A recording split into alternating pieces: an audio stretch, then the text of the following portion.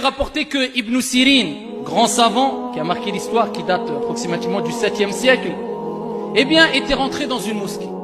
Et il a trouvé un jeune. Il dit qu'il avait approximativement 10 ans.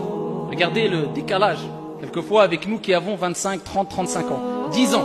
Il dit, je l'ai vu prier à la mosquée et il était aussi fixe, il restait aussi figé qu'un tronc d'arbre. Pourquoi il dit ça? Pendant sa prière, il ne bougeait pas. C'était une preuve d'humilité, de khushu' fi salah. Nous maintenant, toutes les 2 secondes, on se gratte, on touche partout. Il dit, il était resté figé, 10 ans. Il était à la mosquée, il était en train de prier. Quand il a terminé, Ibn Sirin, le grand savant, eh bien l'appelle et lui dit, tu es le fils de qui? Il dit, j'ai perdu mes parents, je suis orphelin. Ibn Sirin, il dit, ah, l'occasion est venue. Je vais pouvoir assister à un orphelin et de plus. Un enfant de 10 ans qui reste prié comme ça, comportement, humilité vis-à-vis de son Seigneur, etc. Il dit, moi je te prends en charge. Il dit, tu veux me prendre en charge? 10 ans. Il dit, pas de souci. Par contre, il y a 5 conditions.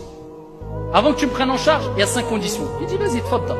Il dit, donne-les-moi, il n'y a pas de problème. Il dit, première des conditions, est-ce que tu pourras me nourrir? Il dit, Wallah, je te nourrirai de ce que tu veux et je ferai mon mieux pour te nourrir, bien sûr. Est-ce que tu pourras m'abreuver? Il dit, bien sûr, je t'abreuverai, je t'accompagnerai. Il dit, ok. Est-ce que tu pourras me vêtir? Il dit, bien sûr, je te vêtirai des plus beaux habits si tu veux. Il dit, ok.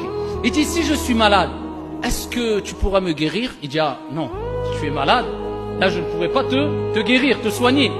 Ici je ferai les causes, mais c'est Dieu qui te guérira. Je te donnerai des remèdes, mais c'est Dieu qui te guérira. Il dit, d'accord.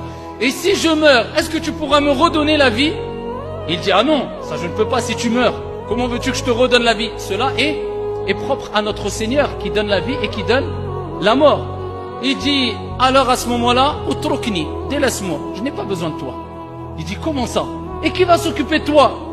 Il dit, en réponse à la parole de Ibn Sirin, qui va s'occuper de toi, avec des versets coraniques où Allah dit, c'est lui, celui qui me nourrit, qui m'a créé et qui m'a guidé. Celui qui m'a créé et qui m'a guidé. Allah tabaraka wa ta'ala.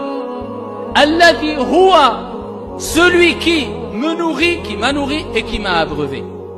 فَإِذَا مَرِضْتُ فَهُوَ يَشْفِينِ. Il continue avec le verset coranique où Allah Jalla wa Ala dit, et lorsque je suis malade, c'est lui qui me guérit. Et il poursuit, il termine avec le verset coranique où Allah Tabaraka wa Ta'ala dit, et c'est lui qui me donne la vie et qui me donne la mort. Il me fera revivre après m'avoir donné la mort. Ibn Sirin dit, la ilaha illallah. Une personne qui a placé sa confiance en Allah Tabaraka wa Ta'ala n'a plus besoin de personne. Fallahu yakfi. Allah lui suffit.